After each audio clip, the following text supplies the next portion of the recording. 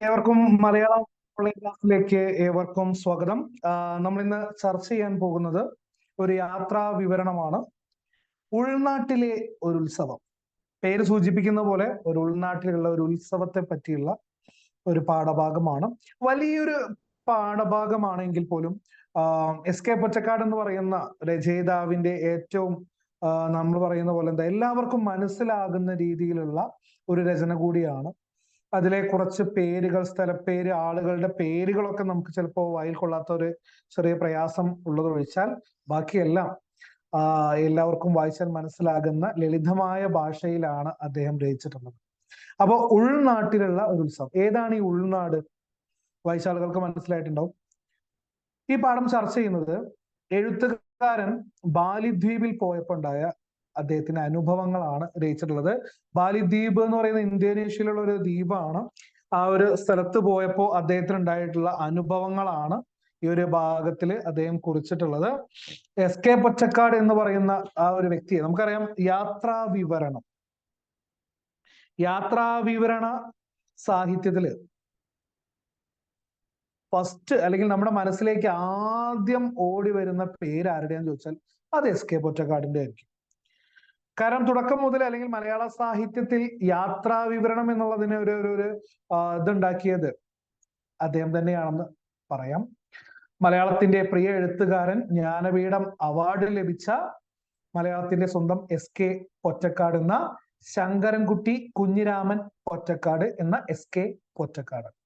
യാത്രാ വിവരണം എന്നൊക്കെ പറയുമ്പോൾ നമ്മളുടെ മനസ്സിൽ ഫസ്റ്റ് പെട്ടെന്ന് ഓടി വരിക, അല്ലെങ്കിൽ ന്യൂ ജനറേഷൻ ആളുകൾക്കൊക്കെ പെട്ടെന്ന് ഓർമ്മയിലേക്ക് വരിക നമ്മുടെ ഇതിന്റെ പേര് കിട്ടില്ലല്ലോ, സഞ്ചാരം എന്ന് പറയുന്ന പ്രോഗ്രാമിലൂടെ പ്രശസ്തനായിട്ടുള്ള സന്തോഷ് ജോർജ് കുളങ്ങരയൊക്കെ ആയിരിക്കും അല്ലെ.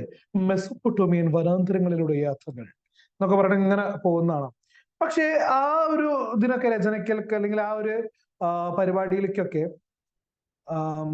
ദൃശ്യത്തിന്റെ ഒരു സാധ്യത കൂടി പരിഗണിക്കുമ്പോഴാണ് അത് അത്രത്തോളം എന്താണ്. അപ്പൊ ഈ പറയുന്ന രചന അല്ലെങ്കിൽ എഴുതുന്ന സമയത്ത് യാത്രാ വിവരണം പ്രേക്ഷകരിലേക്ക് അല്ലെങ്കിൽ വായനക്കാരിലേക്ക് എത്തുമ്പോൾ എന്തൊക്കെയായിരിക്കും ശ്രദ്ധിക്കണം, എന്തായിരിക്കും നമ്മൾ ആകർഷിക്കുന്നത്?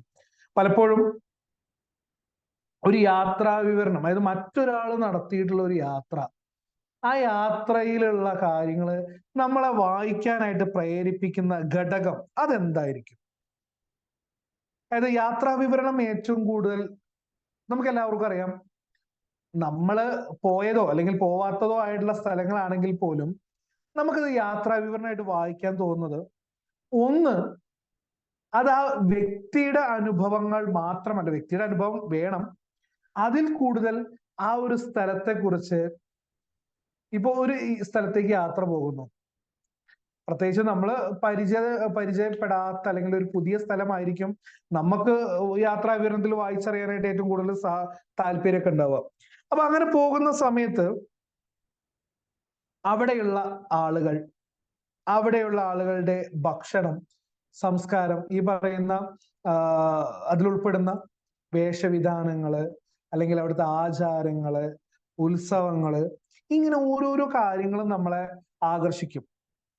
ചിലപ്പോൾ നമ്മുടെ കേരളവുമായിട്ട് താരതമ്യം ചെയ്ത് സാമ്യങ്ങളും അതുപോലെ തന്നെ വ്യത്യാസങ്ങളും ഒക്കെ നമുക്ക് എടുത്തെടുത്ത് പറയുന്ന സമയത്ത് നമുക്ക് എന്ത് ചെയ്യാൻ പറ്റും? ആ രചന നമുക്ക് വായിക്കാനുള്ള ഒരു താല്പര്യം ഉണ്ടാവും. അത് തികച്ചും വളരെ മനോഹരമായിട്ട് കൈകാര്യം ചെയ്യുന്ന എഴുത്തുകാരനാണ് എസ് കെ എന്ന് പറയാം, അല്ലെങ്കിൽ എസ് കെ പൊറ്റക്കാട് നമുക്ക് വേണമെങ്കിൽ പറയാം.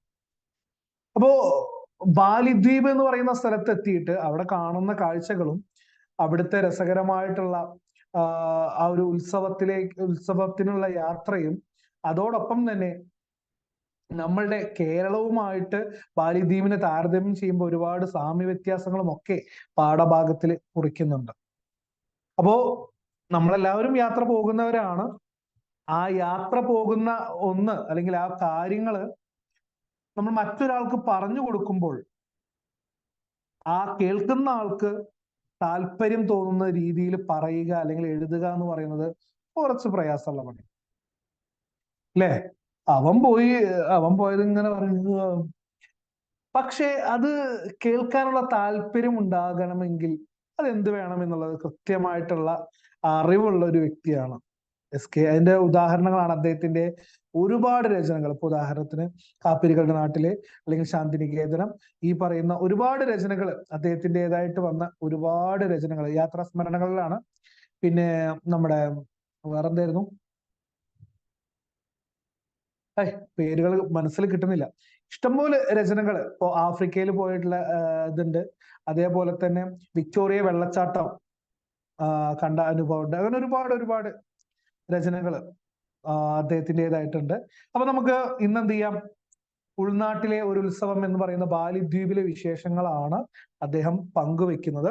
എല്ലാ തവണത്തെയും പോലെ തന്നെ എല്ലാവരും ശ്രദ്ധയോട് കൂടിയിട്ട് ഇരിക്കുക. പാഠഭാഗം പൂർണ്ണമായിട്ട് കേൾക്കാനും ഈ പറയുന്ന പോലെ സ്ക്രീന് ഷെയർ ചെയ്തിട്ട് ഓരോരോ ഖണ്ഡികകളായിട്ട് തിരിച്ചിട്ട് നമുക്ക് ചർച്ച ചെയ്ത് പോകാം. പിന്നെ ഞാൻ വീണ്ടും പറയുന്നു, വലിയൊരു പാഠഭാഗമാണ്. എല്ലാ വാക്കുകളും എല്ലാ വാക്യങ്ങളും അതേപടി വായിക്കുക പ്രായോഗികമല്ല. എന്നിരുന്നാലും മാക്സിമം മനസ്സിലാകുന്ന രൂപത്തിൽ പറഞ്ഞു പോകാനായിട്ട് ഞാൻ ശ്രദ്ധിക്കാം. അപ്പോ എല്ലാവരും എന്നോടൊപ്പം തന്നെ വായിച്ചു നോക്കാനും സംശയങ്ങൾ എന്തെങ്കിലും തോന്നുകയാണെങ്കിൽ കുറിച്ച് വെച്ച് പിന്നീട് ചോദിക്കാനും ശ്രദ്ധിക്കുക. സോ നമുക്ക് എന്നത്തെയും പോലെ സ്ക്രീൻ ഷെയർ ചെയ്യാം. ഓക്കെ.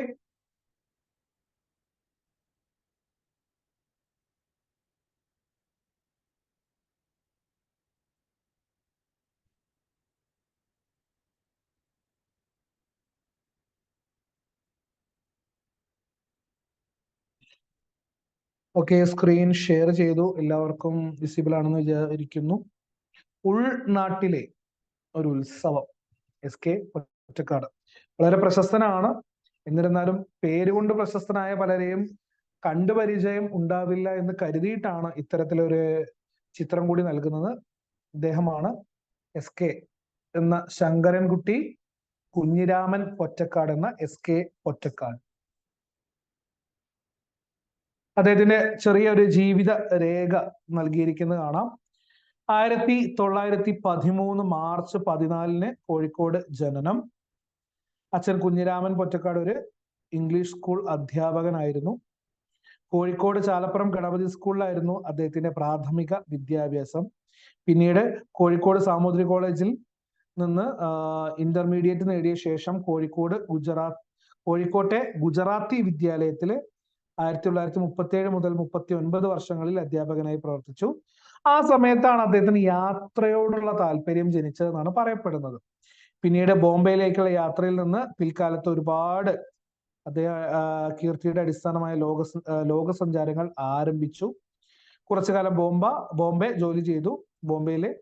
പിന്നീട് തന്റെ ജീവിതാവബോധങ്ങളും സാഹിത്യാഭിരുചികളും നവീകരിച്ച അനുഭവങ്ങൾ അദ്ദേഹം സഞ്ചാര മാർഗങ്ങളിലൂടെ ഒറ്റക്കാടിന് കൈവന്നു. കാരണം അദ്ദേഹത്തിന്റെ ഒരു അതായത് എത്ര പേരുണ്ട് നമ്മൾ ഈ സഞ്ചാര സാഹിത്യത്തില് പ്രശസ്തരായിട്ടുള്ളത്. അപ്പോ ആ ഒരു നമ്മൾ പറയില്ലേ താല്പര്യം, അല്ലെങ്കിൽ അവർക്കുള്ള ആ ഒരു എന്താ പറയാ അഭിരുചി, അത് യാത്രാ വിവരണത്തിലായിരുന്നു. അദ്ദേഹം അത് തിരിച്ചറിഞ്ഞു. അങ്ങനെ ഒരുപാട് രചനകൾ. 1949 കപ്പൽ മാർഗത്തിൽ അദ്ദേഹം ആദ്യ വിദേശയാത്ര നടത്തി. അന്നത്തെ കാലത്തെ യാത്രാമാർഗത്തിൽ ഏറ്റവും നല്ലത് കപ്പലായിരുന്നു. അപ്പൊ ആ കപ്പൽ മാർഗം നടത്തി യൂറോപ്പ്, ആഫ്രിക്ക, അമേരിക്ക, ദക്ഷിണേഷ്യ, പൂർവേഷ്യ തുടങ്ങി മിക്ക രാജ്യങ്ങൾ സന്ദർശിക്കുകയും അവിടുത്തെ സാമാന്യ മനുഷ്യരായിട്ട് ഇടപഴകുകയും അത് നമ്മളിലേക്ക് എത്തിക്കാൻ നല്ല രചനകളായിട്ട് വരികയും ചെയ്തു. നിരവധി യാത്രാ വിവരണ സാഹിത്യശാഖ അല്ലെങ്കിൽ എന്ന് പറയുന്ന ആ ഒരു സാഹിത്യശാഖയ്ക്ക് നിരവധി യാത്രാ വിവരണം നമ്മൾക്ക് മലയാള സാഹിത്യത്തിൽ ലഭിച്ചു. ഇഷ്ടം പോലെ സംഭാവനകൾ അദ്ദേഹം നൽകിയിട്ടുണ്ട്. അതിൽ കൊടുത്തിട്ടില്ല. മലയാളത്തിലെ ജ്ഞാനപീഠ അവാർഡ് ജേതാക്കളിലെ ചുരുക്കം ആളുകൾക്കേ ലഭിച്ചിട്ടുള്ളൂ മലയാള സാഹിത്യത്തിലെ. അവയിൽ ഒരാളാണ് SK പൊറ്റക്കാട്. ഓക്കെ. അപ്പോ ചെറിയൊരു ജീവിത രേഖയായിരുന്നു. ഇനി നമുക്ക് പാഠഭാഗത്തിലേക്ക് കടക്കാം. ബാലിദ്വീപ് നേരത്തെ പറഞ്ഞു.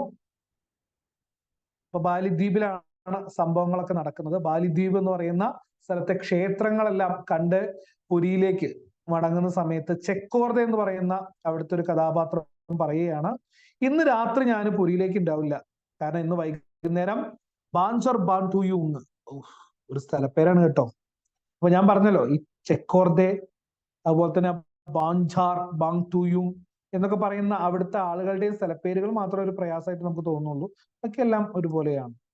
അവിടെ ഇന്ന് എന്റെ പൂർവികരുടെ വക അമ്പലത്തിൽ ഉത്സവമാണ്. അപ്പൊ ഞാൻ അങ്ങോട്ടേക്ക് വീട്ടിലേക്ക് അല്ലെങ്കിൽ ഈ പറയുന്ന പുരിയിലേക്ക് വരില്ല. അതുകൊണ്ട് തന്നെ ഞാൻ അങ്ങോട്ട് പോവാണ്. ഒരു കാര്യം കൂടെ, നിങ്ങൾക്ക് താല്പര്യം, നിങ്ങൾക്ക് ഇഷ്ടമാണെങ്കിൽ ഉത്സവം കാണാൻ എന്റെ കൂടെ വേണമെങ്കിൽ വരാം. ചോദിക്കേണ്ട താല്പര്യം ഇഷ്ടമാണോന്നോ, കാരണം അങ്ങനെ ഒരു അവസരം ലഭിക്കാൻ കാത്തിരിക്കുന്ന വ്യക്തിയാണ്. കാരണം യാത്രാ വിവരണം അല്ലെങ്കിൽ ഇങ്ങനത്തെ വ്യക്തികൾക്കൊക്കെ യാത്ര പോവുക, പുതിയ പുതിയ അനുഭവങ്ങൾ ഉണ്ടാക്കിയെടുക്കുക, ആ ഉണ്ടാക്കിയെടുക്കുന്ന അനുഭവങ്ങളെ അല്ലേ ഈ പറയുന്ന രചനകളാക്കുക, അതൊക്കെയാണ് SKയുടെ വിനോദം എന്ന് പറയുന്നത്. പക്ഷേ താല്പര്യപ്പെട്ട സമയത്ത് ഒരു ചെറിയ താക്കീത് നൽകുന്നുണ്ട്. കാരണം നല്ലപോലെ ആലോചിച്ച് തീരുമാനിച്ചാൽ മതി. കാരണം 4 മൈൽ നടക്കാനുണ്ട്. അപ്പൊ അത്രത്തോളം നടക്കാൻ തയ്യാറാണോ എങ്കിൽ പോരാം. കാരണം പൊതുനിരത്തൊന്നുമില്ല, ഇടവഴികളും തോടുകളും മറ്റും ചാടിക്കടന്നൊക്കെ പോകേണ്ടി വരും. അതിന് റെഡി ആണെങ്കിൽ പോരൂ എന്നുള്ള രൂപത്തിൽ പറഞ്ഞു. 4 അല്ല 10 മൈൽ വരെ നടക്കാൻ ഒരുക്കമുള്ള ആളാണ് ആര്? SK പൊറ്റക്കാട്. കാരണം ബാലിയിലെ നാട്ടുമ്പുറങ്ങള് അദ്ദേഹത്തിന് കണ്ടേ തീരുള്ളൂ. അപ്പോ അദ്ദേഹം അങ്ങനെ പുറപ്പെട്ടു. പുരിയിൽ നിന്ന് അവർ യാത്ര പുറപ്പെടുന്ന സമയത്ത് ചെക്കോർദയുണ്ട്. ചെക്കോർദയുടെ പുത്രി ശ്രീയാത്തൂൺ, എന്താ പേരുകളല്ലേ. ചെക്കോർദയുടെ അനുജന്റെ മകൻ എന്താണ്? അങ്കുങ്മാസ്. പിന്നെ ഒരു വേലക്കാരനും അവരുടെ കൂട്ടത്തിലുണ്ടായിരുന്നു. എല്ലാവരും ഒരുങ്ങി തയ്യാറായിട്ട് നിന്നു. ചെക്കോർദയും അങ്കുങ്മാസും ധരിച്ചിരുന്നത് ലുങ്കിയും ഷർട്ടുമാണ്. അതായത് ഈ പറയുന്ന പോലെ തന്നെ അവിടുത്തെ അവരുടെ നാടൻ വേഷം, ആ രൂപത്തിൽ ഉത്സവത്തിനൊക്കെ അല്ലേ നമ്മൾ കുളിച്ചൊരുങ്ങി കുട്ടപ്പനായിട്ട് ഈ പറഞ്ഞ മാതിരി കല്യാണത്തിന് പോകുന്ന പോലെയല്ല. ഏതായാലും SKയും നല്ല, അല്ലെങ്കിൽ എഴുത്തുകാരനും നല്ല മുണ്ടും ഷർട്ടൊക്കെ ധരിച്ച് ഒരു മലയാള വേഷ തനിമയിലാണ് അവർക്കൊപ്പം പോകാൻ റെഡിയായി വന്നത്. കൂടെ ഒരു വേഷ്ടി പുതയ്ക്കുകയും ചെയ്തിട്ടുണ്ടായിരുന്നു. അങ്ങനെയാണ് അവരുടെ യാത്ര. അവർ യാത്ര തിരിക്കുന്നു. നോക്കുക, 4 ബാഞ്ചാർ, അതായത് 4 ഗ്രാമങ്ങൾ കൂടിച്ചേർന്ന ദേശമാണ് ഈ പറയുന്ന ഉബൂദ്. ഇവയിലെ ഒടുവിലത്തെ ഗ്രാമമാണ് ബാൻടൂയു. അവിടുന്ന്, അതായത് ഉബൂദിലെ പുരിയിൽ നിന്ന് അവിടേക്ക് 4 മൈൽ ദൂരമുണ്ട്. നേരിട്ട് നിരത്തുകളൊന്നും ഇല്ലാത്തതുകൊണ്ട് തന്നെ ഞാൻ നേരത്തെ പറഞ്ഞ മാതിരി പറമ്പ്, ഇടവഴികള്, തോട്ടിൻകര, വയൽവരമ്പ്, മേടുകൾ കടന്നു പോകുന്ന ഊടുപാതകൾ, ഇവയിലൂടൊക്കെ വേണം അവിടേക്ക് എത്തപ്പെടാൻ. അതായത് ഇന്നത്തെ കാലത്തെ ആൾക്കാരോട് ട്രക്കിംഗ് ഉണ്ട് അല്ലെ, ഏതോ ഒരു സമയത്ത് ടൂർ പോയപ്പോ ട്രക്കിംഗ് ഉണ്ട്, യെസ് ഞാൻ ട്രക്കിംഗ് എനിക്ക് ഭയങ്കര ഇഷ്ടമാണ് എന്നൊക്കെ പറഞ്ഞ ട്രക്കിങ്ങിന് പോയി. എന്നിട്ട് അവിടെ എത്തിയപ്പോ വരും നടക്കേ അതിൽ ട്രക്കിംഗ് ഉള്ള കാര്യം പറയില്ലേ. അല്ല, ട്രക്കിംഗ് ജീപ്പില് വണ്ടിയിലല്ല. ഇന്നത്തെ കാലത്ത് ട്രക്കിംഗ് ആണെന്നുണ്ടെങ്കിൽ എന്താണെങ്കിലും വണ്ടിയിൽ ഇങ്ങനെ ഇരുന്ന് കൊടുത്ത് കാഴ്ച കണ്ടു പോവാനാണ് താല്പര്യം. അല്ലാതെ എന്തിനു താല്പര്യമില്ല? ഈ പറഞ്ഞ പോലെ നടന്ന് എക്സ്പ്ലോർ ചെയ്യാൻ ആർക്കും താല്പര്യമില്ല. എന്റെ അഭിപ്രായത്തിൽ നടത്തം, ഈ പറയുന്ന കാഴ്ചകളൊക്കെ കണ്ടുള്ള ഒരു നടത്തൊരു വളരെ രസമാണ്. നോക്കാം, ഇവരും നടക്കുന്നു. അങ്ങനെ ഉബൂദ് കഴിഞ്ഞ അടുത്ത ഗ്രാമമായ സാംബാ നന്ദി അവിടെ എത്തിയ സമയത്ത് പെട്ടെന്ന് നല്ല മഴ. നമ്മുടെ കർക്കടക പേമാരിയേക്കാളും ഉഗ്രമായ മഴയും ഇടിയും മിന്നലും അതിനൊപ്പമുള്ള കാറ്റും ഒക്കെ ഉണ്ടായിരുന്നു. ആ സമയത്ത് അവരൊരു ഇടവഴിയിലായിരുന്നു. ആ ഇടവഴിയിൽ എത്തിയ സമയത്താണ് ആ മഴ പെയ്യുന്നത്. അവരെന്ത് ചെയ്യണം എന്ന് അറിയാൻ നിൽക്കുകയാണ്. ഈ പറയുന്ന പോലെ കുത്തി ഒലിച്ചു വരുന്ന വെള്ളം അല്ലേ, അതുപോലെ തന്നെ മുമ്പോട്ട് നീങ്ങുന്ന സമയത്ത് കുണ്ടും കുഴിയും പാറയൊക്കെ ആയതുകൊണ്ട് അവർക്ക് നടക്കാൻ ബുദ്ധിമുട്ടായതുകൊണ്ട് പെട്ടെന്ന് തൊട്ടടുത്തുള്ള പറമ്പിലൊരു എലമെന്ററി പറഞ്ഞ LP അല്ലെങ്കിൽ പ്രാഥമിക വിദ്യാഭ്യാസത്തിന് വേണ്ടിയുള്ള ആദ്യത്തെ പ്രാഥമിക വിദ്യാഭ്യാസത്തിന് വേണ്ടിയിട്ടുള്ള സ്കൂളുണ്ട്. അതിന്റെ കോലായില് വേഗം പോയിട്ട് അഭയം പ്രാപിച്ചു. എന്താന്നല്ല, മഴ വരുമ്പോ എല്ലാവരും സ്കൂളിലേക്ക് അല്ലെ, ഈ പറയുന്ന ഞാൻ ഉദ്ദേശിച്ചത് അല്ലെ, ഏത് മഴയും പ്രളയം ഒക്കെ വരുന്ന സമയത്ത് ആളുകളൊക്കെ അഭയം പ്രാപിക്കുന്നത് സ്കൂളുകളുടെ മുറ്റത്തും വരാന്തയിലും ഒക്കെയാണ്. അപ്പൊ അതുകൊണ്ട് ഇവര് തൊട്ടടുത്തൊരു വീട് അല്ലെങ്കിൽ ഈ പറയുന്ന ഒരു സ്കൂൾ കണ്ടു. അപ്പൊ അങ്ങനെ പോയി എന്നുള്ളൂ കേട്ടോ. അങ്ങനെ അവിടെ അവരെ കുറച്ചു നേരം നിന്നു. കുറച്ച് കഴിഞ്ഞ സമയത്ത് മഴയുടെ ശക്തിയൊക്കെ ചെറുതായിട്ടൊന്ന് കുറയുന്നത് കണ്ടു. അപ്പൊ പെട്ടെന്ന് വേലക്കാരന് തൽക്കാലം ചെറിയ ചാറലിനൊക്കെ ഒന്ന് സഹിക്കാൻ വേണ്ടിയിട്ട് ഒരു വാഴയില വെട്ടിക്കൊണ്ടുവന്നു. വാഴയില എന്തിനാ? നല്ല പച്ച നിറമുള്ള കുടയാക്കിയിട്ട് പോവാനാണ്. പണ്ടൊക്കെ സ്കൂളിൽ പോകുന്ന സമയത്ത് ഈ പറയുന്ന വാഴയിലൊക്കെ കെട്ടി, വാഴയില മാത്രല്ല കേട്ടോ, വാഴയില, പിന്നെയോ ചേമ്പിന്റെ ഇല, ചിലപ്പോ ഒക്കെ പൊടിയണ്ണീന്റെ ഇല, അതൊക്കെയാണ് വലിയ ഇലയായിട്ടുള്ളത്. പിന്നെ തേക്കിന്റെ ഇല, ഇതൊക്കെ എടുത്തിട്ടാണ്. അതായത് നമ്മളുടെ ഉദ്ദേശം എന്ന് പറയുന്നത് തല നനയരുത്. സ്കൂളിൽ പോകുന്ന സമയത്ത് നടന്നായിരുന്നു അന്നൊക്കെ സ്കൂളിലേക്ക് പോയിരുന്നത്. അപ്പൊ ഈ പറഞ്ഞ വലിയൊരു പാടം നടന്നൊരു ഏകദേശം 10-15 മിനിറ്റോളം പാടത്തിലൂടെ നടന്നു പോകണം. എന്നെക്കാൾ വലിപ്പമുള്ള ഒരു ബാഗും ഒക്കെ കയ്യിൽ പിടിച്ച് പോകുന്ന സമയത്ത് എത്ര വലിയ മഴ പെയ്തിട്ടുണ്ടെന്ന്, അല്ലെങ്കിൽ എത്ര വലിയ മഴയാണെങ്കിലും ഈ പറയുന്ന വലിയ കുട ചൂടിയിട്ടുണ്ടെങ്കിലും എന്താവും, നമ്മൾ നനയും. കാരണം ഒരു കാറ്റടിച്ചിട്ടുണ്ടെങ്കിൽ മേല് മുഴുവൻ എന്ത് ചെയ്യും, നനയും. രാവിലെ പോകുമ്പോൾ ഭയങ്കര ടെൻഷനാണ്. ഈ പറയുന്നവര് നനയരുതേ എന്നുള്ള ചിന്താഗതിയോട് കൂടിയിട്ടാണ് പോവുക. എന്നാൽ നേരെ കുറച്ച് തിരിച്ചു വരുമ്പോൾ വലിയ സൂപ്പറാണ്. കാരണം പുസ്തകം മാത്രം നനയാൻ മതി, ബാക്കിയൊക്കെ നനഞ്ഞോട്ടെ, കാരണം വീട്ടിലേക്കല്ലേ പോകുന്നത് എന്നുള്ളതാണ്. അപ്പൊ അന്നത്തെ കാലത്ത് തല നനയരുത്, അല്ലെങ്കിൽ തല നനഞ്ഞാൽ പനി എന്നുള്ള ഒരു പേടി കൊണ്ട് മാത്രം വാഴയിലയും പൊടിയണ്ണീന്റെ ഇലയും അല്ലെങ്കിൽ ഈ പറയുന്ന ചേമ്പിന്റെ ഇലയൊക്കെ ഉപയോഗിച്ചിരുന്നു. അപ്പൊ അതേപോലെ ഇവിടെ ഇതാ വേലക്കാരൻ കുറച്ച് വാഴയിലൊക്കെ വെട്ടിക്കൊണ്ടുവന്ന് ആ പച്ചക്കൂട ചൂടിയിട്ട് അവര് പോവുകയാണ്. അപ്പോ ഞങ്ങളുടെ പാദരക്ഷകൾ വേലക്കാരന്റെ കയ്യിൽ കൊടുത്തു. ചെരുപ്പ്, ഈ ചെരുപ്പ് ഇട്ടിട്ടുണ്ടെങ്കിൽ നടക്കാനായിട്ട് പറ്റൂല, കാരണം അമ്മ അതിൽ കുണ്ടും കുഴിയും ചളിയും കാര്യങ്ങളൊക്കെയാണ്. അങ്ങനെ ലുങ്കി തൽക്കാലം മുട്ട് വരെ പൊക്കി പിടിച്ച് അവരെല്ലാവരും കൂടെ നടക്കുന്നു. ഈ പറയുന്ന അങ്കുക്സ്മാനും ശ്രീയാത്തോണും മഴ കൂസാതെ ഇങ്ങനെ പിന്തുടർന്ന് വരുന്നുണ്ട്. അത് പ്രായത്തിൻ്റെതാണ് അല്ലെ. നമ്മൾ പറഞ്ഞ മാതിരി ചെറിയ കുട്ടികളെ കണ്ടില്ലേ, മക്കളെ മഴയിൽ കയറി പറഞ്ഞാൽ അവർക്ക് മഴ ഇഷ്ടം അല്ലേ. ഇത് മഴയിലൂടെ നടക്കണം, അല്ലെങ്കിൽ ഈ പറയുന്ന നമ്മളാണ് അയ്യോ പനി പനി അല്ലെ, ഒരു തുള്ളി തലയിൽ നിറഞ്ഞല്ലേ ആവരുത്. നേരെ മറിച്ച് ചില ആൾക്കാർ മഴ പെയ്യാൻ കാത്തിരിക്കായിരിക്കും, പ്രത്യേകിച്ച് ചെറിയ മക്കളൊക്കെ ഒന്ന് ഇറങ്ങി ഒന്ന് കളിക്കാൻ വേണ്ടിയിട്ട്. അപ്പൊ അതുകൊണ്ട് തന്നെ ആ പ്രായത്തിലുള്ള ആൾക്കാരായതുകൊണ്ടായിരിക്കാം അവര് വലിയ ഇതൊന്നും കൂസാതെ, മഴ കൂസാതെ അവരുടെ ഒപ്പം പോയിരുന്നു. അങ്ങനെ വീണ്ടും 10 മിനിറ്റ് കഴിഞ്ഞപ്പോ വീണ്ടും മഴ പൂർവാധികം ഉഗ്രതയോടെ, ഇത് നേരത്തെ പെയ്തതിന്റെ ഇരട്ടി ശക്തിയിൽ എന്ത് ചെയ്യാണ്, വീണ്ടും മഴ. ഒന്നും നോക്കിയില്ല, വേഗം ഓടി അക്കാണുന്ന ആ പുരയിൽ നമുക്ക് എന്ത് ചെയ്യാം, കയറി നിൽക്കാം. കാരണം അതെന്റെ പഴയ ഡ്രൈവറുടെ പുരയാണ്, ചെക്കോടതി പറഞ്ഞു അല്ലെ. ഈ പറയുന്ന ഒരു പണ്ടൊക്കെ നമ്മള് കുട എടുക്കാതെ പോകുന്ന ദിവസത്ത് മഴ പെയ്യരുത് പ്രാർത്ഥിച്ചു പോകുന്ന സമയത്ത് പെട്ടെന്ന് മഴ വരുന്ന ഇങ്ങനെ കാണാൻ പറ്റും, ശ്രദ്ധിച്ചിട്ടുണ്ടോ? അതായത് നല്ല ശബ്ദം ഉണ്ടായിരിക്കും. പാടത്തിലൂടെ ഒക്കെ വരികയാണെന്നുണ്ടെങ്കിൽ ആ തലപ്പൊന്ന് ഇങ്ങനെ നമ്മൾ വല്ല പാമ്പ് വരില്ലേ, നമ്മള് വരുന്ന സമയത്ത് ഇങ്ങനെ പാമ്പ് വരുന്ന പോലെ ഇങ്ങനെ പതുക്കെ പതുക്കെ പതുക്കെ പതുക്കെ നമ്മുടെ അടുത്തേക്ക് ഇങ്ങനെ മഴ ഇങ്ങനെ വന്നുകൊണ്ടിരിക്കും. അപ്പോ ആദ്യം നമ്മള് നോക്കുക വല്ല മരത്തിന്റെ തണലുണ്ടോ, അല്ലെങ്കിൽ മരത്തിന്റെ ചോട്ടിലൊക്കെയാണ്. ഒരു ചെറിയ ഒരു പൊടിക്ക് ചെറിയ എന്താ പറയാ മഴയൊക്കെ ആണെന്നുണ്ടെങ്കിൽ എന്ത് ചെയ്യാൻ പറ്റും, ഈ പറയുന്ന അതിന്റെ ഉള്ളില് ഉൾക്കൊണ്ടിട്ടുണ്ടെങ്കിൽ വലിയ ഇതൊന്നുമില്ല. പക്ഷെ കുറച്ച് വലിയ ശക്തമായൊരു മഴയാണെന്നുണ്ടെങ്കിലൊന്നും ഒരു മരവും അല്ലെങ്കിൽ മരത്തിന്റെ ചുവട്ടിലൊന്നും നമുക്ക് എന്ത് ചെയ്യാൻ പറ്റില്ല, അധികം നേരം നിൽക്കാൻ കഴിയില്ല. അപ്പൊ ഇവിടെയും അതാ അവർക്ക് കയറി നിൽക്കാനായിട്ട് ഒരു വീട്, പണ്ടത്തെ ഡ്രൈവറുടെ വീടാണെന്നാണ് ചെക്കോടതി പറഞ്ഞു കൊടുക്കുന്നത്. അങ്ങനെ അവര് അവിടെ കയറുന്നു. നല്ല മുളമ്പായ കൊണ്ടുണ്ടാക്കിയ ചുമരുകൾ, പുല്ലുമേഞ്ഞ മേൽക്കൂരയുള്ള ഒരു പഴയ കുടിൽ, വൃത്തികെട്ട മുറ്റം, എന്താണാവോ.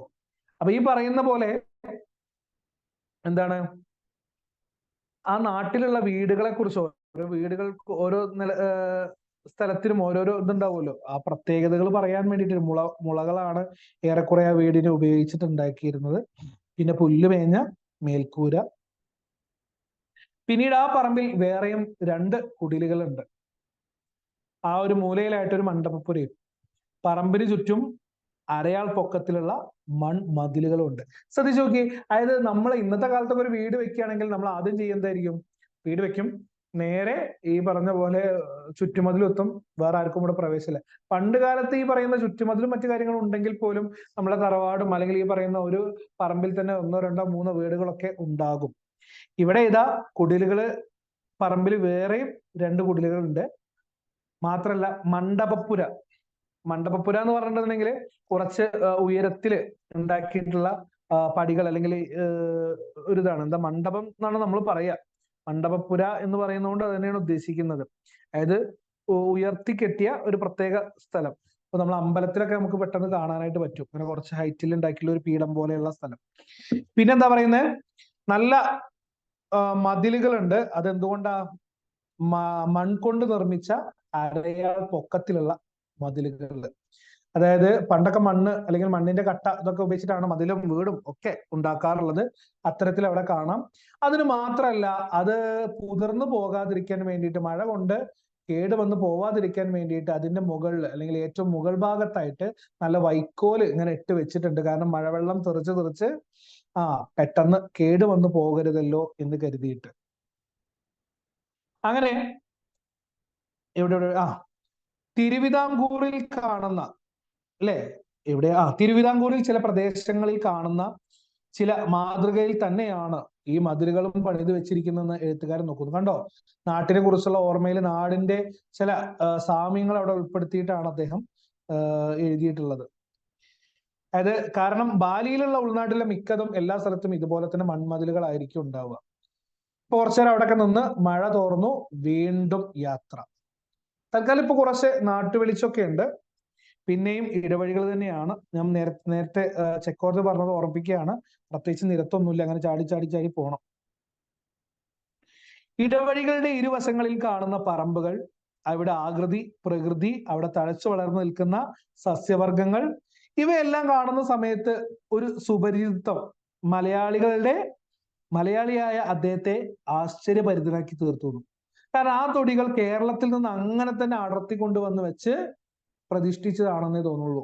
കാരണം അവിടെ തെങ്ങുണ്ട്, കവുങ്ങുണ്ട്, മാവുണ്ട്, പ്ലാവുണ്ട്, ഇവയൊക്കെ പറമ്പിലുണ്ട്. അപ്പൊ ഈ പറയുന്ന കേരളത്തിന്റെ പ്രകൃതി ഭംഗിയിൽ നമുക്ക് ഒഴിവാക്കാൻ പറ്റാത്ത ഈ മരങ്ങളും ഈ പറയുന്ന ചെടികളും ഇവയെല്ലാം കാണുന്ന സമയത്ത് ഇതെന്താ കേരളത്തിൽ നിന്ന് കൊണ്ടുവന്നതാണോ, കറക്റ്റ് കേരള ആണല്ലോ എന്നുള്ളൊരു തോന്നല് ഉണ്ടാകും. ഇത് പറഞ്ഞപ്പോഴാണ് എനിക്ക് ഈ പറയുന്ന നമ്മളുടെ യാത്രാ സ്മരണകൾ എന്ന് പറയുന്ന ഒരു ഭാഗം അദ്ദേഹത്തിന്റെ ഉള്ളത്, ശാന്തിനികേതനത്തിലേക്കുള്ള ഒരു യാത്ര. അപ്പൊ ആ യാത്രയിൽ അദ്ദേഹം ബംഗാളിലുള്ള ആ ഒരു കാഴ്ച കാണുന്ന സമയത്ത് അദ്ദേഹത്തിന് കേരളം ഓർമ്മയിലുണ്ട്. കാരണം നല്ല കവുങ്ങും അതുപോലെ തന്നെ തെങ്ങിൻ തോപ്പുകളും ഒക്കെ കാണുന്ന സമയത്ത് ഇത് കേരളത്തിന്റെ ഒരു ഭാഗം തന്നെയല്ലേ എന്നൊരു തോന്നൽ തോന്നും. അതേപോലെയാണ് ഇവിടെ തലപൊക്കി നിൽക്കുന്ന മാവും പ്ലാവും അല്ലെങ്കിൽ തെങ്ങും കവുങ്ങൊക്കെ കാണുന്ന സമയത്ത്. അപ്പൊ നിരവധി പ്ലാവുകളും മരങ്ങളും ഒക്കെ ഉണ്ട്. അതുപോലെ തന്നെ മണ്ഡപങ്ങളുണ്ട്, പിന്നെ വെറ്റിലക്കൊടികളുണ്ട്, വാഴ, മാതള മരങ്ങൾ, പപ്പായ മരങ്ങൾ, എല്ലാ പറമ്പുകളും ഇതൊക്കെ എന്ത് ചെയ്യാം, നല്ല സുലഭമായിട്ട് കാണാം. എല്ലാ പറമ്പിലും ഒട്ടുമിക്ക എല്ലാ വീടുകളിലെ പറമ്പിലും എന്തുണ്ട്, ഈ സാധനങ്ങളൊക്കെ അതേപടി ഇങ്ങനെ ഉണ്ടായി നിൽക്കുന്നത് കാണുമ്പോൾ സമയത്ത് അദ്ദേഹത്തിന് ഒരു ആശ്ചര്യം, ഇതൊക്കെ കേരളത്തിലുള്ള അല്ലെങ്കിൽ കേരളത്തിന്റെ ഇതുപോലെയാണല്ലോ എന്നുള്ള രൂപത്തില്. പക്ഷേ കേരളത്തിൻ്റെതല്ലാത്തൊരു മരം അവിടെ അദ്ദേഹം കാണുന്നത് മാംഗോസ്റ്റീൻ മാത്രമാണ്. മാംഗോസ്റ്റീൻ കേരളത്തിന്റെ മരമല്ല, പക്ഷെ കേരളത്തില് പലയിടത്തുണ്ട്. നമ്മളെ ബേപ്പൂർ സുൽത്താൻ അല്ലെ, വൈക്കം മുഹമ്മദ് ബഷീറിന്റെ ഇതില് നമ്മൾ എപ്പോഴും പറയും മാംഗോസ്റ്റീൻ മരത്തെ അതിന്റെ ചുവട്ടിലാണ് അദ്ദേഹം ഇരിക്കാറുള്ളത്. അപ്പോ ആകെ കേരളത്തിൻ്റെതല്ലാത്തൊരു മരം അദ്ദേഹം കണ്ടത് മാംഗോസ്റ്റീൻ മാത്രമാണെന്നാണ് പറയുന്നത്. അപ്പോ ഇങ്ങനെ ഇല്ലിക്കൂട്ടങ്ങൾ ഇടവഴിയിലേക്ക് തള്ളി നിൽക്കുന്നത് കാണുന്നു. അവയ്ക്കരികില് എന്ത് ചെയ്യുന്നുണ്ട്, നീല ശംഖുപുഷ്പത്തിന്റെ വള്ളികൾ കെട്ടിപ്പടർന്നു നിൽക്കുന്നു. ഇതൊക്കെ ആ ഒരു എന്താ പറയാ ഗ്രാമത്തിന്റെ കാഴ്ചയായിട്ട് ഈ നേരമില്ലാത്ത നേരത്തെ ഈ രാത്രിയിൽ പോവാണെന്നുണ്ടെങ്കിൽ ഇതൊക്കെ അദ്ദേഹത്തിന് കാണാൻ കഴിയുന്നുണ്ട് കേട്ടോ. എനിവേ, തറവാട്ടു വളപ്പുകൾക്ക് ബാല്യരുദ്ധ ചാർത്തി കൊടുക്കുന്നത് മേരുക്കളാണ്. എന്താണ് മേരുക്കൾ നമുക്ക് നോക്കാം. മേരുക്കൾ എന്ന് പറയുന്നത് പിതൃക്കൾക്ക് സങ്കല്പിച്ചു വെച്ചിരിക്കുന്ന പൊക്കത്തിലുള്ള ഓലപ്പുരകളാണ്. അത് പിതൃക്കൾക്ക് വേണ്ടിയിട്ട് അവിടെ പൊക്കത്തിൽ ഒരു ഓലപ്പുര കെട്ടിവെച്ചിട്ടുണ്ട്. അവയെ പറയുന്ന പേരാണ് മേരുക്കൾ. കാരണം മണ്ഡപപ്പുരയുടെ മൂർധാവിൽ തട്ടുതട്ടായിട്ട് പൊക്കിക്കെട്ടിയിരിക്കുന്ന ഈ സ്ഥലത്തിനാണ് മേരുക്കൾ എന്ന് പറയുന്നത്. മേൽപോട്ട് ഇങ്ങനെ പോകുന്തോറും വ്യാസം, അതായത് ഉള്ളിലുള്ള അളവ് അല്ലെങ്കിൽ ഉള്ളളവ് ചുരുങ്ങി വരുന്ന ഇറകളോട് കൂടിയിട്ടുള്ള മേൽപ്പുര, ആ പരമ്പരകളുടെ എണ്ണം അനുസരിച്ച് 5, 7, 9, 11, 13 എന്നിങ്ങനെ ഒറ്റ സംഖ്യയിൽ അവസാനിക്കുന്ന മേരുക്കൾ. അപ്പൊ ഇവയൊക്കെ അവിടുത്തെ ഒരു പ്രത്യേകതയാണ്. അപ്പോ അതൊക്കെ നമ്മൾ ആ ഒരു നാടിന്റെ പ്രത്യേകതയായിട്ട് നമുക്ക് എടുത്തു കാണിക്കുന്നു. സന്ധ്യ ഇങ്ങനെ മയങ്ങി തുടങ്ങിയിട്ടേ ഉള്ളൂ, ഇരുട്ടായിട്ടില്ല. അതാണ് ഇതൊക്കെ കാഴ്ചകളൊക്കെ വൃത്തിയായിട്ട് അദ്ദേഹം കാണാൻ പറ്റുന്നത്. അങ്ങനെ ഞങ്ങള് സാംഭാൻ ഗണ്ഡം കടന്ന് സക്തി എന്ന് പറയുന്ന സ്ഥലത്തെത്തി. അത് കഴിഞ്ഞിട്ടാണ് ബാഞ്ചാർ, ബാൻടൂയാങ് അതൊക്കെ വരുന്നത്. അയൽ ഗ്രാമങ്ങളിൽ നിന്ന് ബാൻടൂയാങ്ങിലേക്ക് ഉത്സവത്തിന് പോകുന്ന വേറെയും ഒരുപാട് ആൾക്കാരുണ്ട് കേട്ടോ. അങ്ങനെ പോകുന്ന ഒരു സംഘം സ്ത്രീകൾ ഞങ്ങളുടെ മുമ്പിൽ പെട്ടെന്ന് വന്നു. നല്ല തലയിൽ നല്ല ചെമ്പക പൂക്കുലകൾ ചാർത്തി അർദ്ധ നഗ്നകളായിട്ടുള്ള പെൺകുട്ടികൾ സംഭാഷണങ്ങൾക്കിടയിൽ മൂളിയും പാട്ടുപാടിയും ഉല്ലാസഭരിതരായ എങ്ങനെ നടക്കുകയാണ്. അപ്പൊ ആ ഒരു ഇതിൽ തന്നെ നമുക്ക് ഈ പറയുന്ന ആ നാട്ടിലെ പെൺകുട്ടികളെ കുറിച്ചും അവരുടെ വസ്ത്രധാരണത്തെ കുറിച്ചൊക്കെ മനസ്സിലാക്കുന്നതിന് വേണ്ടിയിട്ടാണ് അങ്ങനെ പറഞ്ഞ് എന്ത് ചെയ്യുന്നത്, പോകുന്നത്. അവരിങ്ങനെ എന്താ പറയാ, ചെമ്പകത്തിന്റെ പൂക്കുലകളൊക്കെ ചാർത്തി. അതായത് നമ്മുടെ നാട്ടിൽ ചെമ്പകം ഉണ്ട്, പക്ഷെ ചെമ്പകം ഒന്നൊക്കെ ചൂടാറുണ്ട്, പൂക്കുലകളായിട്ട് ചൂടാറുണ്ടോ? ഉണ്ടോ? എനിക്കറിയില്ല. ഇനി എന്തായാലും നല്ല ഉല്ലാസഭരിതരായിട്ട് അവര് നീങ്ങിങ്ങനെ പോവുകയാണ്. ഏതായാലും അടുത്തെത്തിയ സമയത്ത് നാട്ടുകാരനായ ചെക്കോർദെ അവരിൽ ഒരുത്തിയോട് എന്തോ ഒരു ഫലിതം പറഞ്ഞു. ഫലിതം, തമാശ, എന്താ പറഞ്ഞൊന്നും പറയുന്നില്ല, എന്തോ ഒരു കോമഡി, എന്തോ ഒരു തമാശ പറഞ്ഞു. അത് കേട്ടപ്പോ അവളും കൂട്ടുകാരികളും എന്ന് പറഞ്ഞ് പൊട്ടിച്ചിരിക്കുന്നുണ്ട്. അമ്മാതിരി തമാശയായിരിക്കും, അവരുടെ ഭാഷയിലായിരിക്കും. എന്തായാലും എഴുത്തുകാരന് മനസ്സിലായില്ല, മൂപ്പരിങ്ങനെ കണ്ടു നിന്നു. അരികിലൂടെ കടന്നു പോകുന്ന പെണ്ണുങ്ങളെ എന്തെങ്കിലും തമാശ പറഞ്ഞ് പൊട്ടിച്ചിരിപ്പിക്കുന്നത് ബാലിപുരുഷന്മാരുടെ വിനോദമാണ്. ഇതൊരു പ്രത്യേക വിനോദമാണല്ലോ അല്ലെ. തൊട്ടടുത്ത് കൂടെ പോകുന്ന പെൺകുട്ടികളെ പിടിച്ചു നിർത്തിയിട്ട് എന്ത് ചെയ്യാ, എന്തെങ്കിലും തമാശകളൊക്കെ പറഞ്ഞു കൊടുക്കുക. അപ്പൊ അവര് ചിരിക്കും. നമ്മളെ ഈ നാട്ടിൽ അല്ലെങ്കിൽ നമ്മളുടെ ഇവിടുത്തെ നാട്ടിലൊക്കെ പറഞ്ഞു നോക്കണം അല്ലെ. തമാശ പോയിട്ട് ഈ പറഞ്ഞ മാതിരി എന്തെങ്കിലും പറയാൻ പോലും സമ്മതിക്കൂല. കാരണം ഇപ്പൊ ഇവിടെ ഈ പറയുന്ന സ്ത്രീകളെ സെക്കൻഡുകളോടുകൂടി, അല്ലെങ്കിൽ സെക്കൻഡുകൾ, ഇത്ര സെക്കൻഡിന് മുകളിൽ നോക്കി നിൽക്കാൻ പോലും പാടില്ല എന്ന് പറയാം. അതാണ് അവസ്ഥ. അപ്പോ ഏതായാലും അവര് പോകുന്നു. അതിനിടയിലാണ് ഈ പറയുന്ന ചെക്കോർദയുടെ വക ഒരു ഫലിതം. ഏതായാലും നടപ്പാത തുടർന്നു പോകുന്നത് പിന്നീട് അങ്ങോട്ട് ഒരു വയലിന്റെ നടുവിലൂടെയാണ്. വയലിന്റെ നടുവിലുള്ള ചെളിവരമ്പിലൂടെ വേണം ഇനി എന്ത് ചെയ്യാൻ, നടന്നു പോവാൻ. പോകുന്ന സമയത്ത് ചെക്കോർദ വീണ്ടും ഒരു താക്കീത്, നല്ല വഴുക്കലുണ്ട്, കാരണം മണ്ണ് കൊണ്ട് ഉണ്ടാക്കിയിട്ടുള്ള പാതയാണ്, കാരണം നല്ല മഴ പെയ്ത് ചളിയൊക്കെ ആയിട്ടുണ്ടാവും, അപ്പൊ വഴുതി വീഴാനുള്ള സാധ്യത കൂടുതലാണ്. അങ്ങനെ നഗ്നപാതരായി അങ്കുസ്മാനും സുയാത്തോണും വേലക്കാരനും വഴുതി വീഴാതിരിക്കാൻ കാലിന്റെ പെരുവിരൽ, വലിയ വിരല് എന്താണ്, ഇങ്ങനെ ഊന്നിക്കൊണ്ടാണ് നടന്നിരുന്നത്. പണ്ട് കാലത്ത് ചെളിവരമ്പിലൂടെ നടക്കാൻ അത്തരത്തിൽ എഴുത്തുകാരനും അഭ്യസിച്ചിട്ടുള്ളത് ആലോചിച്ചു.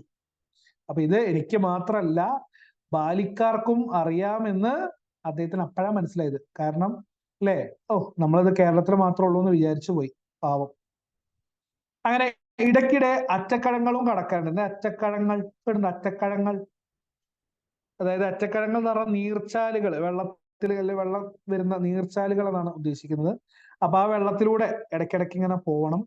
അപ്പോ വാർന്നൊലിക്കുന്ന വെള്ളത്തിന്റെ ഗള അല്ലെ, എങ്ങനെയാണെന്ന് അറിയില്ല, വെള്ളത്തിന്റെ സൗണ്ട് ഇപ്പൊ എങ്ങനെ എഴുതാ അല്ലെ, ഗളനാദം അങ്ങനെയൊക്കെ നമ്മൾ പറയും. നല്ല തവളക്കുഞ്ഞുങ്ങളുടെ മണ്ണട്ടകളുടെ കൂട്ടക്കരച്ചിൽ, ഇവയൊക്കെ കേൾക്കുന്ന സമയത്ത് കേരള ഗ്രാമത്തിലെ പാടങ്ങളിൽ പൊങ്ങിത്തേൽക്കുന്ന അതേ സ്വരമേളങ്ങൾ എന്റെ കാതിൽ കിക്കിളി ഉളവാക്കി. അതായത് വെള്ളത്തിന്റെ ശബ്ദം ഇപ്പൊ എല്ലായിടത്തും ഒരുപോലെയല്ലേ, അതുപോലെ തന്നെ ഒപ്പം മണ്ണട്ടകളുടെയും അതുപോലെ തന്നെ തവളക്കുട്ടികളുടെയൊക്കെ കൂട്ടക്കരച്ചിൽ കേൾക്കുമ്പോ യെസ്, ഇത് വീണ്ടും എവിടെത്തി, കേരളത്തിലെത്തി എന്നുള്ള ഒരു തോന്നല് അദ്ദേഹത്തിന് ഉണ്ടാവുകയാണ്. യെസ്,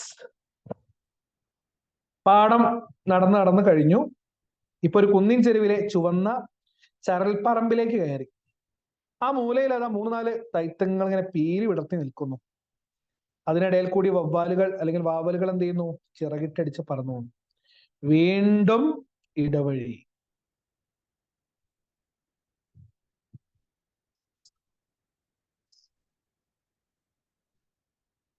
പച്ച നെൽപ്പാടങ്ങളും കുന്നിൻ ചെരുവുകളും കുണ്ടനിടവഴികളും ചരൽപ്പരമ്പുകളും കൂടിക്കലർന്ന ആ ഗ്രാമത്തിലൂടെ സഞ്ചരിക്കുമ്പോൾ പെട്ടെന്ന് ഞാൻ സംശയിച്ചു പോയി. എന്താ സംശയിച്ചു നോക്കൂ, നടന്ന് ഞാൻ കോഴിക്കോട്ടെ ചേവായൂരിലാണോ എത്തിച്ചേർന്നിരിക്കുന്നത്?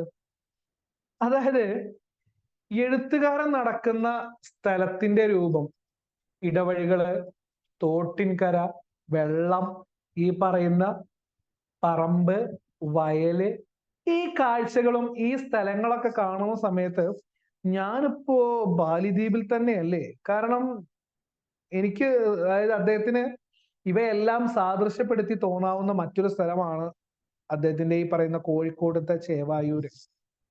അപ്പൊ ഞാനിപ്പോഴും ബാലിദ്വീപിലല്ലേ ഇതിപ്പോ കോഴിക്കോട് ചേവായൂര് പോലെയാണല്ലോ എന്നുള്ള ചിന്ത. അത് അത്രത്തോളം സാമ്യമാണ് എന്ത് ബാലിദ്വീപും ഈ പറയുന്ന ചേവായൂരും എന്നാണ് എഴുത്തുകാരൻ ഉദ്ദേശിക്കുന്നത്. അല്ല, ഈ ഇടവഴികൾ ഇനിയും ഉണ്ടോ? ചക്രവർത്തിയോട് ചോദ്യം. കാരണം ഇടവഴികളിലെ ഇടവഴികൾ, നടവഴികൾ ഫുൾ അതന്നെ ഉള്ളൂ. കുറച്ചും കൂടി ഉണ്ട്. ഈ കുന്നു കഴിഞ്ഞാൽ ചെന്ന് എത്തിച്ചേരുന്ന എവിടെയാ? വാൻടോയുങ്ങിലാണ്. എന്താ നടക്കാൻ വല്ല വിഷമവും ഉണ്ടോ? കാരണം ആദ്യമേ പറഞ്ഞതാണ് 4 മൈൽ നടക്കണം. അങ്ങനെ അതുകൊണ്ട് തന്നെ അദ്ദേഹത്തിന്റെ കാലിന് മുൻപിൽ ഇങ്ങനെ ടോർച്ച് പ്രകാശിപ്പിച്ച് ചോദിച്ചു, അല്ലെ എന്തെങ്കിലും പ്രശ്നമുണ്ടോ? കാലിന് എന്തെങ്കിലും പ്രശ്നമുണ്ടോ? കാരണം ഇവിടുത്തെ ഇടവഴികൾ മുഴുവനും എന്താണ്? കല്ലും കുഴിയൊക്കെ നിറഞ്ഞാണ്. അപ്പൊ കാല് കേടുവരാനും കാല് മുറിയാവാനൊക്കെ ഉള്ള സാധ്യത കൂടുതലാണ്. സത്യം പറഞ്ഞാൽ കല്ലും കുഴിയും മാത്രമല്ല, നല്ല മുല്ലുമുരുടൻ പാമ്പും ഈ ഇടവഴിയിലുണ്ടെന്ന് അദ്ദേഹത്തിന് മനസ്സിലായി. കാരണം മുള്ളുമുരുടൻ മൂർഖൻ പാമ്പ്, ആ ഒരു ഭാഗം ഇങ്ങനെ കോമട്ടിരിക്കുന്നത് ശ്രദ്ധിച്ചു നോക്കുക. കാരണം അത് അദ്ദേഹത്തിന്റെ ഒരു പ്രയോഗമാണ്. അദ്ദേഹം വായിച്ച അപ്പൻ തമ്പുരാൻ എഴുതിയിട്ടുള്ള ഭൂതരായൻ എന്ന നോവലിലെ ഒരു പ്രയോഗമാണ്. അത് നേരെ എടുത്ത് അദ്ദേഹം എന്ത് ചെയ്താണ് ഇവിടെയും പ്രയോഗിച്ചു എന്നുള്ളതാണ്. കാരണം ശ്രീയാത്തൂണിന്റെ കാൽവിരൽ കല്ലിൽ തട്ടി മുറിഞ്ഞ് ചോര വരുന്നുണ്ട്. അതുപോലെ തന്നെ അങ്കുങ്ങിമാസിന്റെ കാലിൽ 2 പ്രാവശ്യം മുള്ളു തറച്ചു. ഇതൊക്കെ കണ്ടുകൊണ്ടാണ് ആ ഒരു പ്രയോഗം ഇവിടെ അദ്ദേഹം ഉദ്ദേശിക്കുന്നത്. നടത്തത്തിനിടയിൽ വേലക്കാരൻ പെട്ടെന്ന് കുണ്ടിലേക്ക് പിരണ്ടു വീണതും ഞാനൊന്നും അറിഞ്ഞില്ലേ എന്ന മട്ടില് വീണ്ടും എഴുന്നേറ്റ് നിൽക്കുന്നു കണ്ട് ശ്രീയാത്തൂൺ പൊട്ടിച്ചിരിച്ചു. അല്ലെ, നമ്മള് എല്ലാവർക്കും അറിയാം. അതായത് ഒരാള് പെട്ടെന്ന് വീഴുന്ന സമയത്ത് നമ്മൾ ആദ്യം നോക്കുക ആരെങ്കിലും കണ്ടുണോ. ആരെങ്കിലും കണ്ടിട്ടുണ്ടെന്നുണ്ടെങ്കിൽ നമുക്ക് ഭയങ്കര വിഷമം, അയ്യോ അല്ലേ. നേരെ മറിച്ച് ആരും കണ്ടിട്ടില്ലെങ്കിൽ നമ്മൾ ഉഷാറാണ്. പ്രത്യേകിച്ച് കുട്ടികളുടെ ഇടയിലാണ് അതൊക്കെ ഉള്ളത്. എന്നിരുന്നാൽ പോലും ഈ പറയുന്ന പോലെ പെട്ടെന്ന് വേലക്കാരന്റെ വീഴ്ചയും ഞാൻ ഒന്നും അറിയില്ല, ഞാൻ വീട്ടില്ല കേട്ടോ എന്ന് പറഞ്ഞിട്ട് പെട്ടെന്ന് ആ ഒരു ഭാവത്തോടു കൂടി എഴുന്നേൽക്കുന്നത് കണ്ട് ശ്രീയാത്തൂണിന് ചിരി വന്നു. എന്താ സംഭവിച്ചതെന്ന് ശ്രീയാത്തൂണ് പറഞ്ഞപ്പോ ബാക്കിയുള്ള ആൾക്കാർക്കും ചക്രവർത്തിക്കൊക്കെ അടക്കം നല്ല വയറ് കുലുങ്ങിയുള്ള ചിരി വന്നു എന്നർത്ഥം. നല്ല പപ്പടം ചുടുന്ന പോലത്തെ ഒരു മണം. സ്ഥലത്തെത്തിയോ? അതൊന്നും അല്ല കേട്ടോ, പാമ്പിന്റെ വായനാറ്റം എന്നാണ് പപ്പടത്തിന്റെ മണവുമായിട്ട് പറയുന്നത്. എനിക്കറിയില്ല കേട്ടോ, എനിക്ക് അങ്ങനെ ഫീൽ ചെയ്തിട്ടില്ല. ഇനി ഉണ്ടാവാം. ഞാനൊക്കെ പോകുന്ന സമയത്ത് എനിക്ക് തോന്നിയിട്ടുള്ളത് നല്ല കപ്പല്ലേ, കപ്പ, പൂള, അതിന്റെ സ്മെല്ല് ഇങ്ങനെ വരുന്നത് കാണാം. അപ്പൊ പലരും എന്നോട് ചോദിക്കുമ്പോൾ പറഞ്ഞിട്ടുണ്ട്, അതായത് പ്രസവിച്ച് കിടക്കുന്ന പാമ്പിന്റെ സ്മെല്ലാണെന്നൊക്കെ പറയാറുണ്ട്. അപ്പൊ പാമ്പിന്റെ സ്മെല്ലാണെന്ന് പറയാറുണ്ട്. ഇവിടെ പപ്പടം ചുടുന്ന സ്മെല്ലാണെന്ന് പറയുന്നത്, മണം, ഗന്ധം. അപ്പോ ആ മണം മൂക്കിലേക്കാണ് വന്ന സമയത്ത് പേടി തോന്നിയിട്ട് മതിലിന്റെ അരികിൽ നിന്നൊക്കെ കുറേശ്ശെ ഒഴിഞ്ഞു മാറി നടന്നു. വലിയ വെളിച്ചവും കാര്യങ്ങളൊന്നും കയ്യിലില്ല. അങ്ങനെ വലതുഭാഗത്ത് വന്നു ചേരുന്ന ഒരു ഇടവഴിയിൽ ഒരു വെളിച്ചം പരക്കുന്നത് കണ്ട് അങ്ങോട്ടേക്ക് നോക്കി. അവിടെ കയ്യിൽ ഒരു വലിയ ഓലച്ചൂട്ട് കത്തിച്ച് ഉയർത്തിപ്പിടിച്ച് വീശിക്കൊണ്ട് ഒരു ചെറുപ്പക്കാരനും പിന്നാലെ തലയിൽ നിറയെ പൂക്കൾ കുത്തിച്ചൂടിയ ഒരു സംഘം പെണ്ണുങ്ങളും നീങ്ങി വരുന്നു. പണ്ടത്തെ ആൾക്കാരുടെ കയ്യിൽ ചൂട്ടായിരുന്നു. ചൂട്ടറിയോ? എന്താ ചൂട്ട്? അതായത് ഈ പറയുന്ന ഓലക്കൊടി ചൂട്ട് എന്ന് പറയും. ഓലക്കൊടി കൊണ്ട് ഉണ്ടാക്കിയിട്ടുള്ള, ഓലക്കൊടി കെട്ടിയിട്ടുള്ള ചൂട്ടാണ്.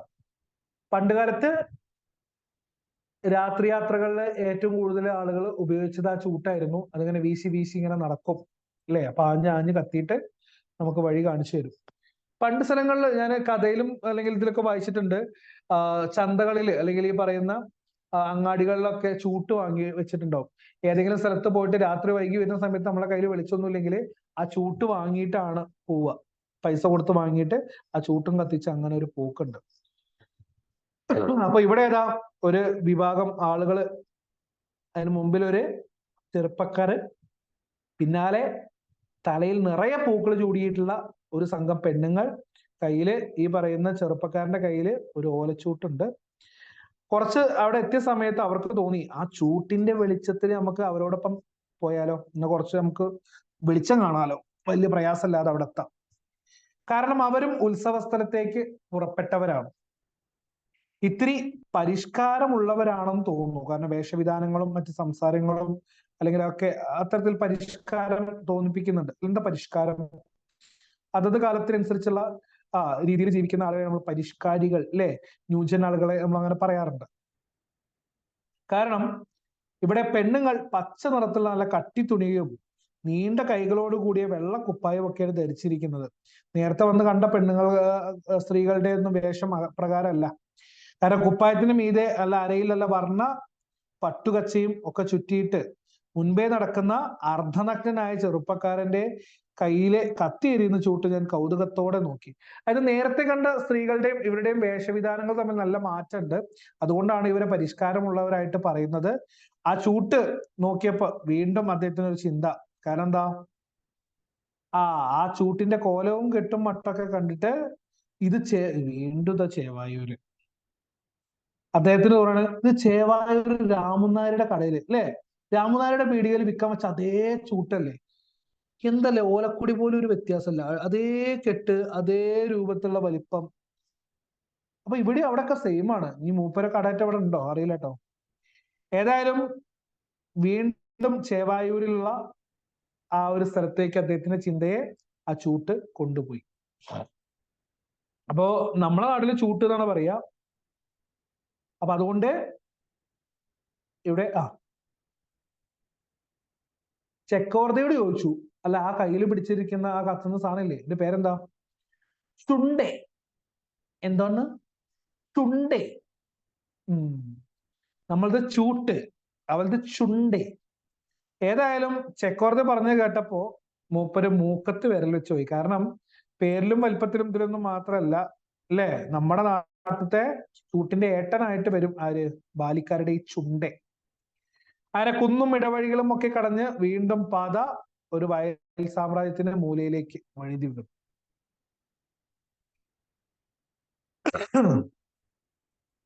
അപ്പോ ഈ പറയുന്ന നേരത്തെ ഒന്നോ രണ്ടോ ആൾക്കാരെ കണ്ട പോലെയല്ല, ഇപ്പൊ ഒരുപാട് ആളുകൾ ചൂട്ടും വെളിച്ചവും ഒക്കെ ആയിട്ട് പല കോണുകളിൽ നിന്ന് ഇങ്ങനെ വരുന്നുണ്ട്.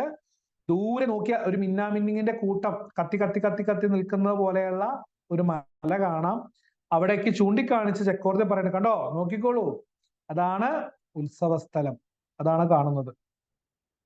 അപ്പൊ ചെക്കോർദയുടെ പൂർവിക ക്ഷേത്രത്തിന്റെ പേര് പുരാപങ്കാജി എന്നാണ്. ഗ്രാമത്തിലെ മൂലക്ഷേത്രമായിട്ടാണ് അതിനെ പറയപ്പെടുന്നത്. പിന്നെ മിന്നാമിനിങ്ങിന്റെ കൂട്ടം മണ്ണെണ്ണ വിളക്കായി. കാരണം മിന്നാമിനിങ്ങിന്റെ അത്ര വെളിച്ചം ഉണ്ടായിരുന്നുള്ളൂ, ദൂരം ദൂരം കുറയുന്നതനുസരിച്ച് വെളിച്ചം കൂടാൻ തുടങ്ങി. പിന്നെ മണ്ണെണ്ണ വിളക്കിനെ പോലെയായി. ക്ഷേത്രപ്പറമ്പിന് പുറത്തെ വയലിൽ ഏർപ്പെടുത്തിയ ചന്തയിലെ സ്റ്റാളുകളിൽ നിന്ന് പ്രകാശിക്കുന്ന ദീപബിന്ദുക്കൾ ഇങ്ങനെ നമുക്ക് കാണാനായിട്ട് പറ്റും.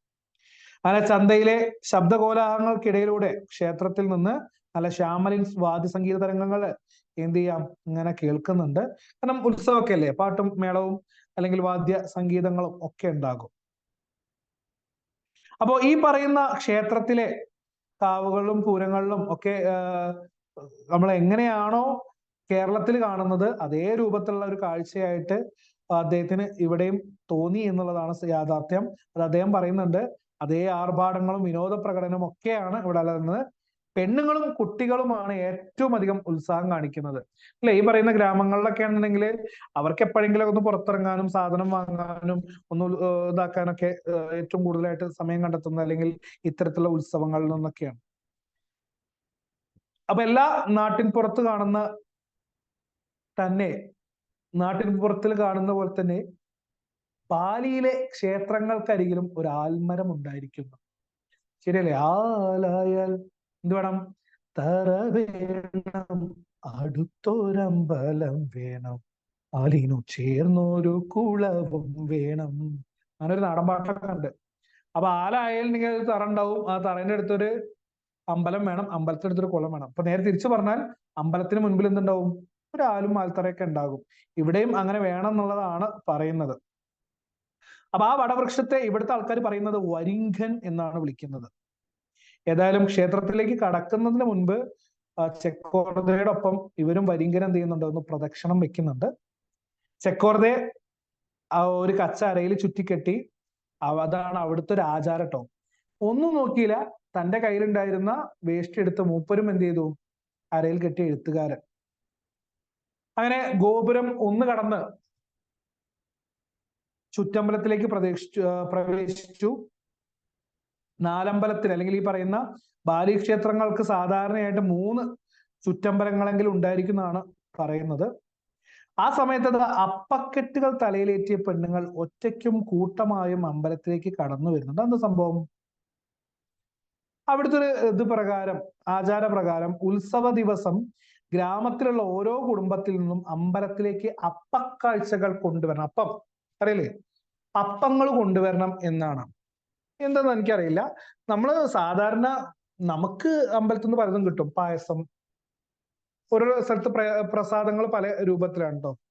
ഇപ്പോ ഉദാഹരണത്തിന് ഈ പറഞ്ഞ മാതിരി അമ്പലത്തിൽ പല സ്ഥലത്തും പായസം, നെയ്പായസം, പാൽപ്പായസം.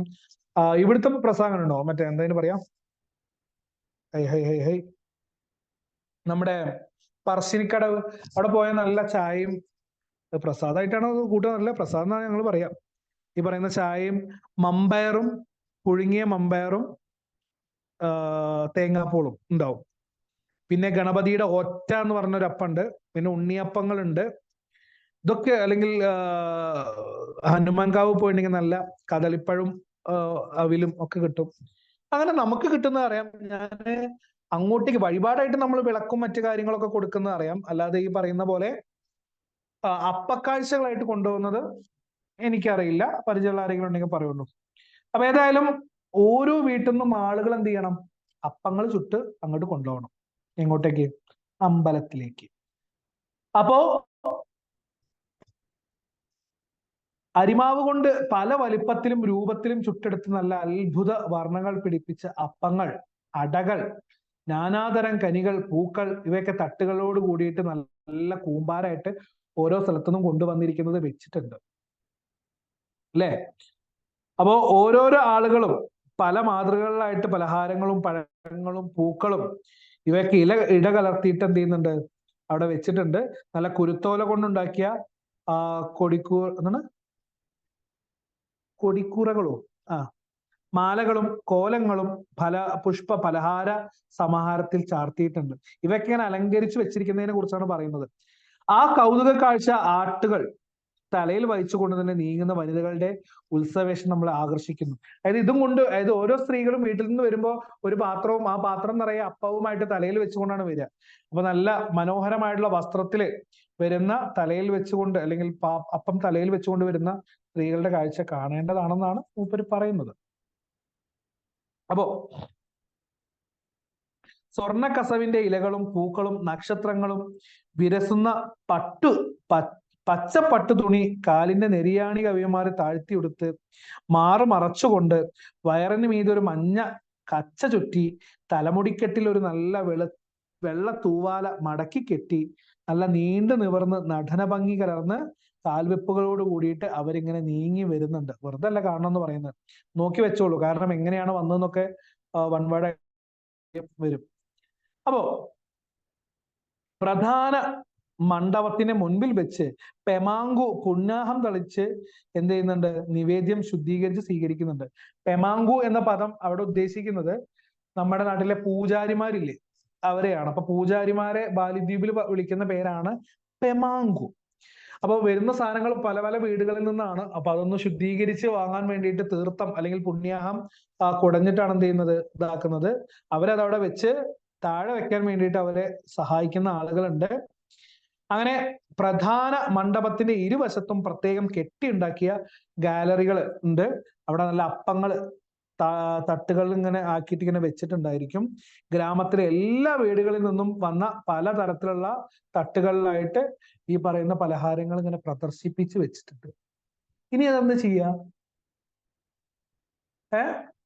എനിക്ക് തോന്നുന്നത് എന്താ വെച്ചാൽ ഇവയെല്ലാം കൂടെ അല്ലെ മിക്സ് ആക്കിയിട്ട് പ്രസാദമായിട്ട് അവർക്ക് തന്നെ തിരിച്ചു കൊടുക്കും. അവര് കൊണ്ടുവന്നത് പല പല ആളുകൾക്കായിട്ട് മിക്സ് ആയിട്ട്, നമ്മൾ കൊണ്ടുവന്നായിരിക്കില്ല നമുക്ക് കിട്ടുക, വേറെ ആരുടെങ്കിലും വെച്ചതൊക്കെ ആയിരിക്കും അതായിരിക്കും കിട്ടുക.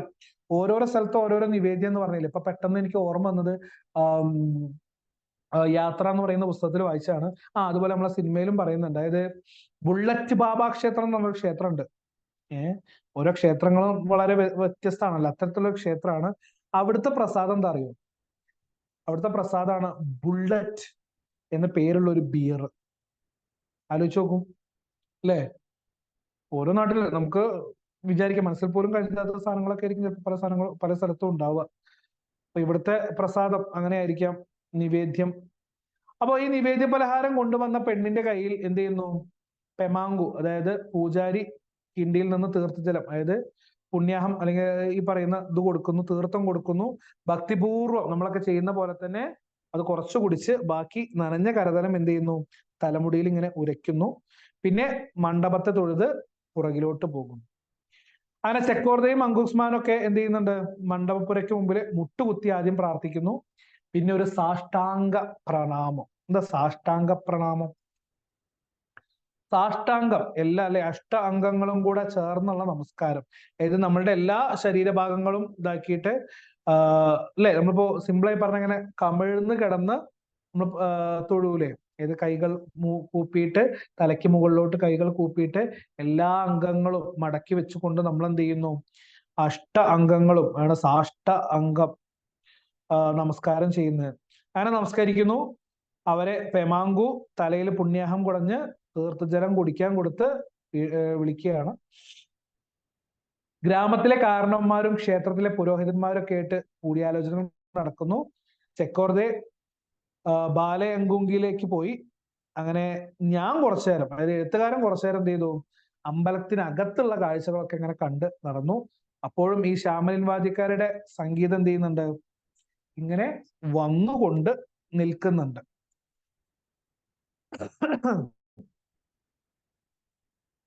അങ്ങനെ വാർഷിക അല്ലെങ്കിൽ ഇവിടെ പുരാപങ്കാജിയിലെ വാർഷികോത്സവത്തിന് പല കലാപരിപാടികൾ ഉണ്ടായിരുന്നു. അത് സാധാരണ ഉണ്ടാവാറുണ്ട് അല്ലെ? ശ്രദ്ധിച്ചിട്ടുണ്ടോ? ഉത്സവങ്ങളിലൊക്കെ നല്ല പരിപാടികൾ ഉണ്ടാവാറുണ്ട്. പക്ഷേ ഇത്തവണ പല പരിപാടികളും ഏർപ്പാട് ചെയ്തുവെങ്കിലും മഴ കാരണം ഒന്നും നടക്കുകയുണ്ടായില്ല. മഴ നല്ല കടുത്ത മഴയാണ്, അതുകൊണ്ട് പലതും ക്യാൻസൽ ആയിപ്പോയി. അകലെ ഒരു ഗ്രാമത്തിൽ നിന്ന് ഒരു നൃത്തസംഘം വരാൻ വെച്ചിരുന്നു. പക്ഷെ വൈകുന്നേരത്തെ ഘോരമാരി കൊണ്ട് അവർക്കും പുറപ്പെടാൻ സാധിച്ചില്ലെന്ന് അറിവ് കിട്ടി. അതായത് പണ്ട് കാലത്തൊക്കെ അമ്പലത്തിലേക്ക് പോവുക എന്ന് പറഞ്ഞാൽ തന്നെ ഈ പരിപാടി കാണാൻ പോകുന്ന ഒരു രസം കിട്ടിയിരുന്നു. ഉദാഹരണത്തിന് നല്ല നാടകം, ബാലെ, എന്ത് രസമായിരുന്നു എന്ന് അറിയോ? കാരണം അന്നത്തെ കാലത്ത് ഒരു വർഷത്തിൽ 1 2 അല്ലെങ്കിൽ ഉത്സവങ്ങളൊക്കെ വരുന്ന സമയത്ത് അവിടെ പോകുമ്പോൾ ഇതും കൂടെ കാണുക എന്നുള്ള ഒരു ലക്ഷ്യം ഉണ്ടായിരുന്നു. ഇന്നത്തെ പോലെ TV, മൊബൈൽ ഫോണ് ഒന്നും ഇല്ലാത്തൊരു കാലം. ഏറിപ്പോയിട്ടുണ്ടെങ്കിൽ ഉണ്ടായിരുന്ന ഒരു സംഭവം എന്ന് പറയുന്നത്, സാധാരണ ഒരു ടിവിയും, നമ്മൾ സാധാ TV എന്ന് വിളിക്കുന്ന DD1 അല്ലെ, ദൂരദർശനെ, ആ ഒരു സാധനം ഉണ്ടായിരുന്നുള്ളൂ. അപ്പൊ അതിലാണെന്നുണ്ടെങ്കിൽ മലയാളം എപ്പോഴും ഉണ്ടാവില്ല.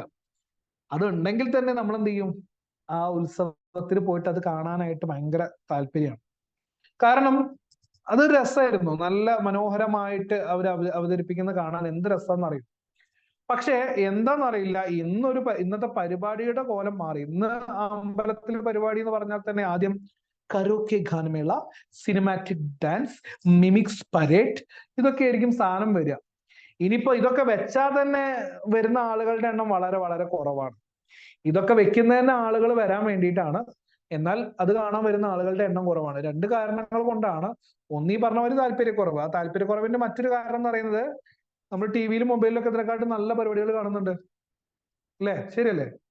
ഇനി രണ്ടാമത്തോ, സീരിയൽ കളഞ്ഞിട്ട് വരാൻ പറ്റില്ല. കാരണം സീരിയൽ ഒരു എപ്പിസോഡ് മിസ്സാക്കിയാല് ഭയങ്കര പ്രശ്നമാണ്. അപ്പോ അത് കാണാതിരിക്കാൻ കഴിയില്ല. അപ്പൊ ഇത് കണ്ടില്ലെങ്കിലും വലിയ വിഷയമില്ലല്ലോ എന്ന രീതിയിലേക്ക് മാറി.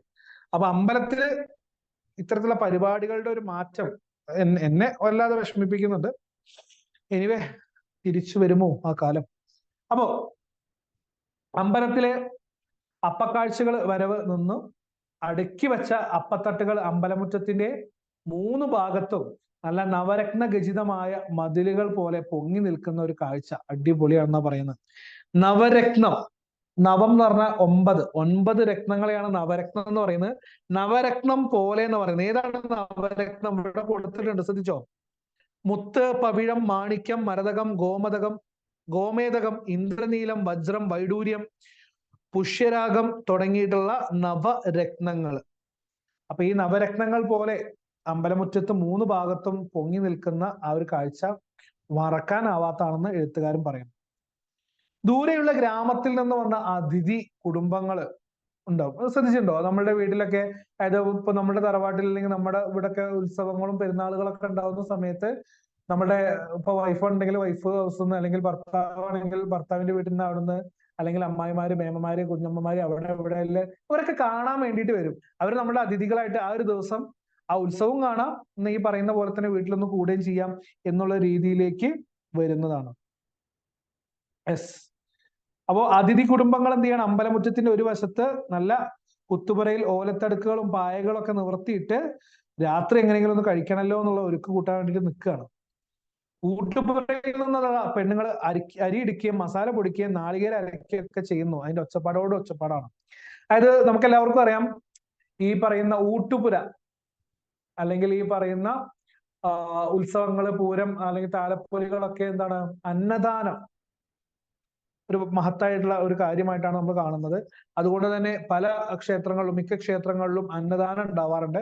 അപ്പോ അതിനു വേണ്ടിയിട്ട് ഒരുപാട്, നമ്മളറിയില്ല, അമ്പലത്തിൽ വരുന്ന എല്ലാ ആളുകൾക്കും സൗജന്യ ഭക്ഷണമാണ്.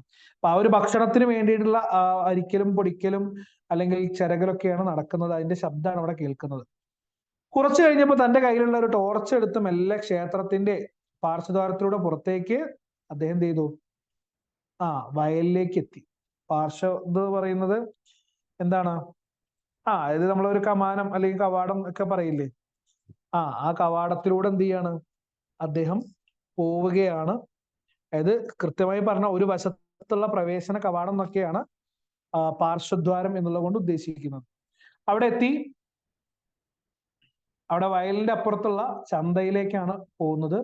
ഒരു കുറുക്ക് വഴിയാണ്. നല്ല കൂരിട്ട് നല്ല ചെളിയും ചണ്ടിയും ഒക്കെ നിറഞ്ഞ വയലുണ്ട്.